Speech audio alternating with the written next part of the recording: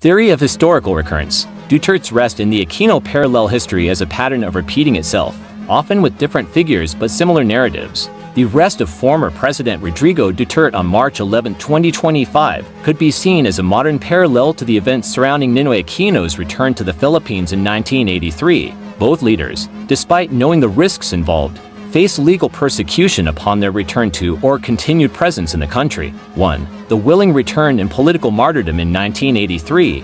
Ninoy Aquino returned from exile despite knowing he would be arrested or worse, assassinated. His return symbolized defiance against the Marcos regime, which ultimately led to his death and, later, a revolutionary movement. In Duterte's case, if he was aware of an impending arrest and still chose to stay in the country rather than flee, it could be interpreted as an act of defiance against the current administration. His arrest may position him as a political martyr, rallying his supporters in a way similar to Aquino's fate. 2. Public outrage leading to a mass movement. Aquino's assassination ignited mass protests, culminating in the 1986 People Power Revolution, which ousted Ferdinand Marcos Sr. If Duterte's arrest leads to widespread discontent, particularly among his loyal base, it could trigger a similar uprising. Given the precedent of EDSA revolutions, another large-scale movement against the government could emerge, especially if people perceive the arrest as politically motivated.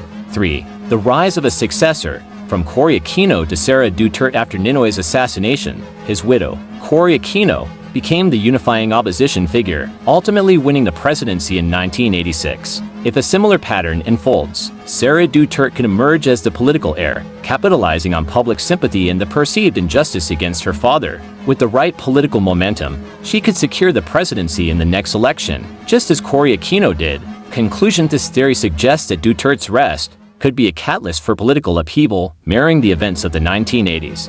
Whether this will result in a people power-like movement and the rise of Sara Duterte as president remains uncertain, but historical parallels provide a compelling narrative for how events might unfold.